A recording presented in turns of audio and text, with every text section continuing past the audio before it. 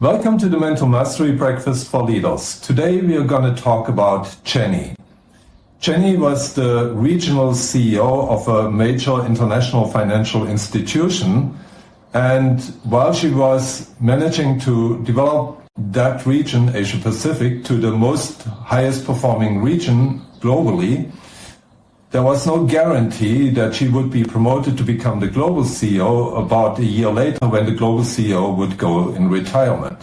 Of course, given that she was leading the most highest performing region, she was a strong contender for the job, but there was no guarantee.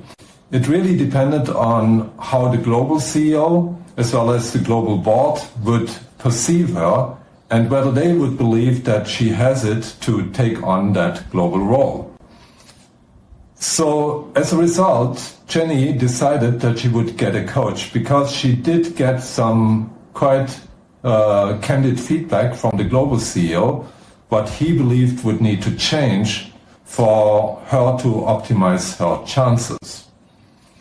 So actually, I decided when she decided to have me as a coach, I decided that I would have a conversation with her global CEO to hear it, so to say, from the horse's mouth. She was, of course, okay with that, and so we arranged a call. Now, her global CEO was quite an interesting person. He was super sharp. The whole call lasted just 15 minutes. He was super fast-paced, very articulate, very clear, very to the point. And what he said to me about Jenny, he said, Jenny is great in so many ways, and I would love her to succeed me 1 year later. But if that would happen today, I would have big doubts that the board would agree. And here's why. Jenny used to be in a very senior sales role. In fact, she was leading sales across Asia Pacific, and she was really very successful in doing that. And she has been also very successful ever since she took over the regional CEO role 2.5 years ago. At the same time, quite often when she comes to these global meetings or when she interacts with me or other very senior people, she often still behaves like a sales leader, not like a CEO. He elaborated a bit more what he meant by that, but essentially he felt she needs to develop more, honestly, I don't like the term very much, but that's what he used, gravitas, so that she's really better recognized as the CEO.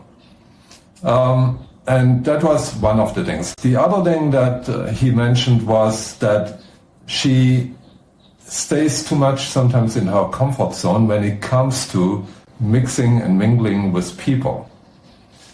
And that was a bit surprising for me to hear, because if she has such a strong sales background, you usually have one quality in these roles, that you are very open and easy to mingle with all sorts of people, even the people you may not particularly prefer or like, but if you believe they are going to be useful, you do it anyway.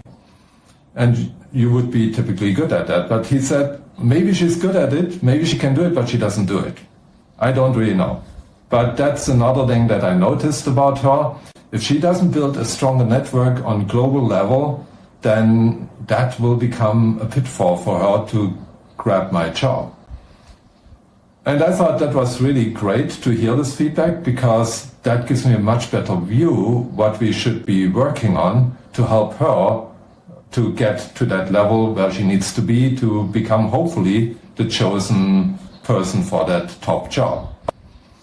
So when I came back from my call with the global CEO and talked to Jenny, she said, yeah, that makes sense. I do really know how to talk to anyone, that's true. But now that I think back, it's true, I usually spend time with the people I like, but not necessarily the people I should be spending time with. That was honestly just a blind spot. It's not something I can't do, I just didn't realize that I need to do that. So that's an easy one. But then she said, you know what, that whole thing about gravitas, I have difficulties to even know what that exactly means. And So one thing we did with her is we took again a psychometric assessment, Harrison assessment, and the interesting part in this assessment was she had actually nowhere real weaknesses. She had a lot of strengths, for example, her strategic thinking, super sharp, very analytical, but also able to use intuition. I could go on and on. Also, if you meet Jenny, she's a super energetic person, very friendly. You kind of need to like her. It's almost impossible not to like her because she's just such a likable person. But you can also sense she's not a pushover. She can be tough when she needs to be. So again, another strength, being nice and tough at the same time, which is really a quality top leaders need to have. But we also noticed that in some areas it was not bad, but there was still some upside potential. That was, for example, the case with her healthy self-esteem. She was fairly self-accepting, about a 6 out of 10, and she was very self-improving, a 9 out of 10, roughly. So while that's not bad, it would be, of course, better if both are 9 or both are 10, or one is 8 and one is 10, or something like that.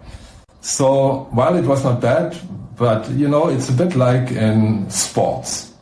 If you are a top golf player and you play golf against other top golf players, it's usually just tiny differences that make you win or lose the tournament.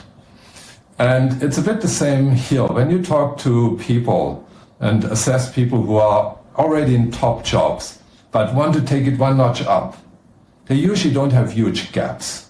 Of course, there can be exceptions, but most of the time it's tiny gaps. If we can bring that even further up, then we tend to get better results and hopefully get them to achieve what they want to achieve, in this case, the promotion to become global CEO. So we decided to work on our self-esteem to further bring it up. The other area that was still slightly lacking was actually about risk-taking.